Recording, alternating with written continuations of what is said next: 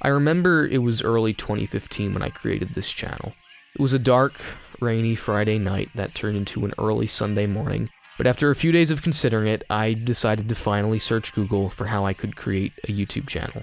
I was 14 at the time, and had no real set idea for what I would do with it. After deliberating a few names, it was because of that I finally named the channel Misteramazing. While 2017 now seems to be the time for compilations of older vines and widespread meme edits, 2015 was the time for cringe compilations on YouTube. What cringe really was something nobody really touched on. It was just something you felt, a visceral sort of displeasure at what you were viewing, deemed secondhand embarrassment, according to some. It was out of that idea that we got subreddits and websites based all around the concept and, eventually, compilations on YouTube stringing these sorts of videos together. From about 2013 to the creation of my channel, the genre remained pretty stagnant. YouTube channels generally with under 10,000 subscribers were uploading these videos pretty inconsistently, some channels even having a mere 1 or 2 cringe videos on them. These same clips were used over and over, even in new videos that were released. As you could probably tell, I was an avid watcher of these videos, and these were things that started to bug me. It was around this time in late 2014 that I discovered the cringe subreddits, and found that people were not only constantly discovering new cringe videos, but because of Reddit's upvote functionality, that I could easily find the best ones with minimal effort. Within a few weeks of browsing, I got an idea. Why not centralize what's on Reddit into compilations that already exist on YouTube? Throughout the following weeks, I developed a strategy. Introduced 3 things: distinction, quality, as much as you can achieve stealing other people's videos, and quantity into the cringe genre. It was with that in mind, alongside what would be an attempt to produce a variety of content, that I then went on to create the channel a few weeks later. Distinction would come in my thumbnails and channel branding. I knew every other YouTube video by smaller YouTubers that got incredible amounts of views use horribly gaudy and eye-catching thumbnails, so that was the very first thing I got to. Second, I made an intro with a spelling error in it that itself changed multiple times throughout the channel. As the channel evolved over the course of its first 2 months of existence, I went from using the static cut transitions of a lot of other cringe compilations to the more dynamic VHS transitions. It was with the positive reception of those transitions that I decided to make an intro based in the 1980s, then eventually channel art that did the same. Quality I would get through the consistent introduction of new clips in every single video, limiting video clip lengths to 1 minute so the viewer could get the most out of them. Quantity finally would come in the form of a consistent Friday upload schedule, yielding a total of 48 videos by the end of that year. The idea was thus to flood the YouTube searches with my videos, give the viewer a reason to subscribe, and make the viewer remember the channel. And despite uploading pretty garbage content for a year, that got me nearly 30,000 subscribers in that time frame. Eventually, the content theft caught up with me, and the channel got shut down a total of 3 times. The third, and what I thought would be final time, resulting in mass content deletions. Having now made an agreement to stop compilations, I was at that point left with an ultimatum: quit YouTube or start something new. There was no way I was going to quit. I enjoyed YouTube and all it had to offer too much at that point. But the prospects of starting something new, and of producing original content, were things that I had only attempted in 2 self-titled cringe commentary videos I'd produced a few months earlier. It was with their positive reception and my general understanding of myself as a cringe YouTuber that I decided to continue where I left off, and take cringe videos where mere compilations could not, and add commentary to them. I started watching videos on YouTube for their editing and not for their content. I watched I Hate Everything and Vox primarily at the time, so they were 2 of my greatest influences. With gradual work at editing over time, alongside tutorials I could find on YouTube, I introduced more complex keyframing and effects. Thus began the introduction of God Has Left Us and progressivisms, the first being the successor to the original cringe compilations, and the second the successor to the cringe commentaries, both of which had progressive undertones within them. While at first making these was a struggle, I began to enjoy making my own content, and having people enjoy my personality and what I had to say, instead of the cringe clips I used. That changeover in my mind led me to want to talk about things and ideas instead of just commentating over other people's videos. And eventually, with the video I made on emojis, I did just that, which I succeeded with a video on Onision, then on Leafy Is Here, and finally on furry YouTubers. Although I never really considered them as such, these 4 arguably, alongside the video I would later produce pertaining to Leafy utilizing 80s visual elements, constitute the first few video essays I would produce on the channel. It was after that video that I realized something else. I didn't like the content I was producing. It was crass, juvenile, and in very poor taste. The video on Leafy is Here allowed me to double my subscriber base in a rather short period of time, and it was that realization that I was now gaining steam on the website that made me question, if I ever were to become a bigger YouTuber, would I want to be known as one for my vulgar comedic humor, or one known for something better? I turned to the side of something better, not only because those videos no longer reflected me and my views as an individual, but because I didn't want others thinking that they did either. With production of newer video essays, I reworked my writing style to something less vulgar and more palatable, opting for research and well-thought-out opinions instead of cracking jokes at the expense of people that probably didn't deserve them to begin with. As I produced more, I gradually made these older videos private, as I didn't want them to reflect the image of my channel anymore, and was no longer proud of them. The videos I produce now are things that I feel I'll always be able to feel proud of, and that's something that, in and of itself, I feel proud to say. I do quite a bit in my spare time, from reading, to YouTube, to schoolwork, to everything in between, and it's from these sources that I now find that I'm always finding new ideas for videos, whether they be something that's trending on YouTube at the time, or something that I feel resonates with me personally. Here's a few of those things that you may find in future videos.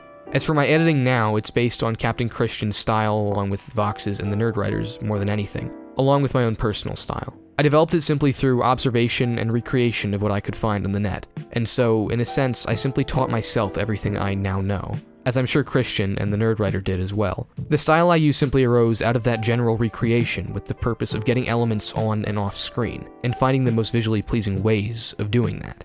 The video creation process begins, of course, with the idea. After I have it, I'll research it for a bit until I find enough material to make a script with. Most of the time, because I'm talking about things that I can give an opinion on, the research is pretty mild, as I'm presenting a subjective lens through which I present the actual information. My video on resonance is a good counterexample though, so I can explain the research process for that one. The first thing I did was find the MIDIs for the song, then convert them to text files so I could read them more easily. I organized everything into its basic chords, rewrote everything using these chords, then input their notes into online databases to determine the chord names. After that, I looked through the synthesizers used to produce the song for their configurations and made notes of them. After that, I applied my knowledge of music theory to write the script in order of simple to complex, going through the basics of the song, then layering on more musical complexity throughout the course of the video. My writing style is something that I've developed on my own without any real inspiration other than my own thoughts, unlike my editing. Once the script is done, I record and edit my narration, then listen to it a few times to get a general conception of how I want to visually represent what I'm listening to. I'll write down some general ideas, then bring the narration into Final Cut Pro, my main editor at the moment, and get to work putting everything together. Depending on the video, I'll get to work making different visual elements. When it comes to making these 2.5D image movements, which are something I use a lot in my videos, I'll specifically use Photoshop and Illustrator, alongside After Effects. I'll first bring an image into Photoshop and trace out different parts to separate the background and foreground. Then depending on the image, either find new elements on Google and replace the gap left by removing the foreground, or simply use a combination of Photoshop's image synthesis tools, from Content Aware Fill to the Clone Brush and the Healing Brush tools. I'll then bring the PSD into After Effects, create a camera, then position the pieces of the PSD in 3D space, dolly the camera inward, then render the whole thing out. I'll then combine these elements with pictures, videos, and text I found online in Final Cut, adding a wide variety of plugins from Red Giant, Pixel Film Studios, and FX Factory to give things more visual flair. I do all of this on a 2016 MacBook Pro with 8GB of memory and 1.6 GHz of processing power. Everything prior to the Life of Pi video was edited on an HP Envy 5 laptop with the same amount of memory but 2.6 GHz of processing. Despite the decrease in processing speed, editing is, however, markedly faster on my Mac. The entire video creation process from start to finish, I'd estimate takes no less than 80 hours per video. When I'm editing, I'll typically dedicate my entire day to just editing, provided that I have the time for it, which means 12 to 15 hours of editing alone. Assuming it takes about 1 to 2 weeks of that to make a video, that's anywhere from 84 hours of editing at the minimum to 210 at the maximum. This is really the reason I don't get to upload too frequently, because if I want the videos to look good, I need to dedicate a lot of time to them. While doing that hasn't exactly allowed me to maintain a solid upload schedule, it's allowed me to gain numerous amounts of subscribers with every upload. I gained 17,000 of you from the Resonance video alone, and it's with the positive reaction of these video essays, more so than I ever received making Cringe videos, that now at 100,000 subscribers, I'd like to thank all of you for where I am now. It's with that I'd like to shout out 4 content creators who I believe deserve far more recognition than they are receiving at the moment. The first I'd like to mention is JSchlatt. He's been on YouTube for 2 years more than I have, but only has about 2,000 subscribers. His editing ranges from simple to complex, but is always extremely clean. His script writing is also fantastic as well. The second is Tim the Enchanter, who helped me some months ago on the Vaporwave video, and who hasn't stopped producing quality content since. He makes incredibly well-made psychedelic videos in After Effects that, in my opinion, deserve well over a few hundred views apiece. The third is Bandit Rants, whose quality of editing rivals my own in my opinion in its fluidity and use of 3D shapes. The fourth is Toxicologist, who, while perhaps lacking in his editing, he makes up for in his thorough research and presentation of paranormal matters on the net. And with all of that out of the way, since so many of you have asked, I'll tell you a little bit more about myself. I'm currently 17 and I live in the United States. I don't currently have a job besides that of YouTube, if you can call it a job. Being in high school, I'm not really studying anything in particular at the moment, but I will be taking college-level courses in European history, United States government, American literature, and calculus next year. In college, I plan on studying public policy and economics, with hopes of an eventual career in politics or economics in some manner. Aside from schoolwork and YouTube, I, as said before, do a lot of reading in my spare time. A few people have asked, so I'll recommend Ellison's Invisible Man, Zinn's A People's History of the United States, and Stirner's The Ego and His Own, which I'm currently reading as a few of the favorite books I've read. Aside from reading, I also play the piano and of course work in Photoshop for pleasure if I feel like it. People ask a lot of questions also about where all of my knowledge comes from, especially in the way of music theory, and I'd just like to say that it's really come from the time I've spent reading about the things that interest me. If I ever have a question, I'll search for it immediately, and tend to search for an answer until I'm satisfied with what I've found. When it comes to music theory, I've taken piano lessons for about 5 years and still do so. In that time, my teacher, who himself has been classically trained, was able to teach me quite a bit about the ins and outs of the theory. Musically, people had a ton of questions as well about my favorite artists and genres, so I'd like to briefly say that I do have a playlist of some of the music I like on my channel, which you can find under the playlist section. You can find a lot of my favorite artists, genres, and everything of that sort there. In the way of the other sorts of media I tend to like, some of my favorite TV shows are Rick and Morty, Stranger Things, and of course, Black Mirror. Movies being among the many you can find on this list. Finally, a lot of people ask me about my opinions on YouTube and the world in general. I like to consider myself someone who likes to think about things concretely, not based on notions or ideas, but on things that we can demonstrate. And as horribly pretentious as that sounds, it was because of that I had drifted towards agnosticism away from Roman Christianity around the age of 15, as in my opinion, God is something that we inherently cannot demonstrate. It was also because of this that around the same time I became increasingly critical of both capitalism and US representative democracy, and it is now 2 years later that I find myself simultaneously critical of socialism as well. The fullness of my political and economic beliefs can be found on my blog, but for the sake of curtness, I'll say it's closest to the French philosopher Proudhon's system of mutualism, wherein the economy doesn't seek wealth redistribution in the case of socialism, nor does it seek the extraction of surplus labor in capitalism, but rather seeks to give each man his just due for the work he has performed. It's because of this that I'm also very critical of the state of YouTube at the moment, as it is my opinion that those who produce the videos are those that make the website possible by producing the actual product that is placed on the market to generate revenue.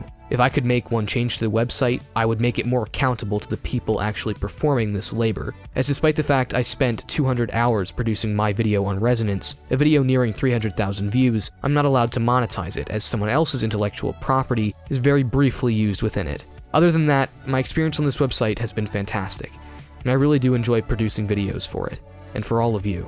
And so with that, I'd like to thank you all again for 100,000 subscribers, and here's to whatever more may come. This is Mr. Amazing. Thanks for watching.